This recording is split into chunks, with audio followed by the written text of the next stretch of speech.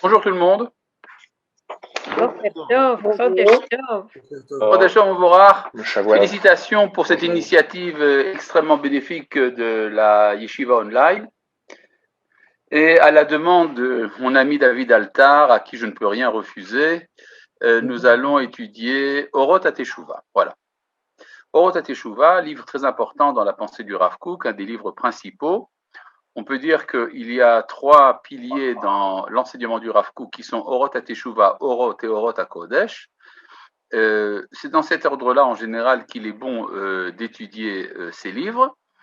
Et ce livre est un livre en hébreu, évidemment, comme tous les livres du Rav Kook, ce qui va nous rendre la tâche relativement difficile. C'est-à-dire que nous allons devoir lire le texte en hébreu et le traduire simultanément, et également expliquer les idées du Rav Kook. Vous vous rendez compte de la difficulté énorme que cela représente, mais nous allons surmonter ces terribles difficultés ensemble.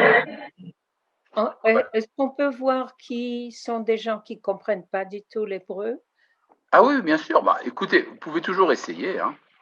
Vous pouvez toujours essayer, puis on verra bien. D'accord. D'accord. Ceci est le livre Orot HaTeshuvah.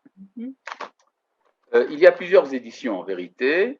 L'édition que David Altar a trouvée sur Internet, c'est probablement une des toutes premières et donc insuffisante de notre point de vue parce que au cours des années, il y a eu abondance de rajouts, c'est-à-dire à partir des manuscrits du Rav Kook, on a rajouté plusieurs paragraphes, plusieurs passages très importants et dont nous ne pouvons pas véritablement faire l'économie. L'édition dont je me sers, c'est l'édition de la Yeshiva Or Etzion.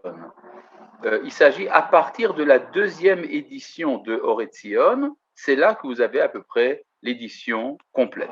Voilà. Alors, Cherki, j'ai une question. Oui. En fait, c'est le Rav Kook qui l'écrit sur des feuilles et il y a quelqu'un qui les a mises en ordre pour faire ses livres. Voilà, disons, le Rav Kook avait des cahiers.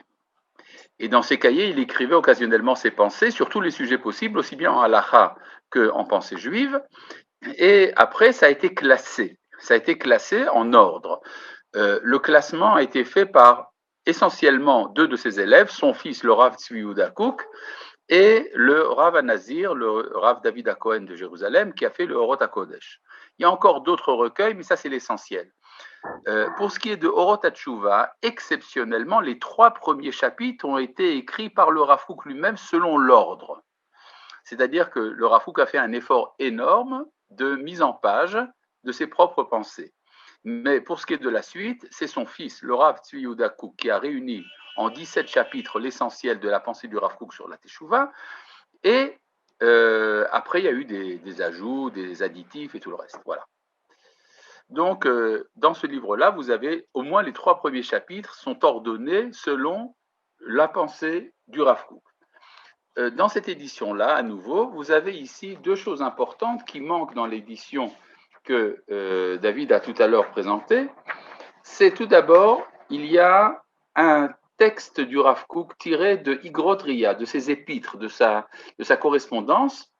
Il y a un long texte de 2 pages qui est adressé à son élève, le Rav Yaakov Moshe Harlap de Jérusalem, et dans lequel il explique qu'est-ce qu'il fait au moment où il rédige le Orot HaTeshuvah. Il parle des difficultés que ça lui présente.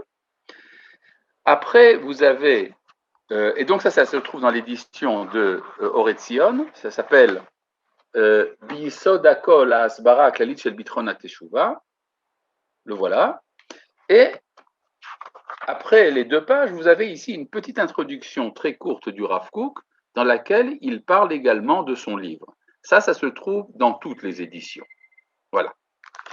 Étant donné l'importance du texte tiré de Igrot Ariya, je vais quand même l'enseigner, même si vous ne l'avez pas devant les yeux, ne serait-ce que pour expliquer quelle est l'approche générale du Rav Kook dans son analyse de la Teshuvah. Vous savez que la Teshuvah, bon, c'est une idée commune dans le judaïsme, mais c'est en général présenté d'une manière assez restreinte.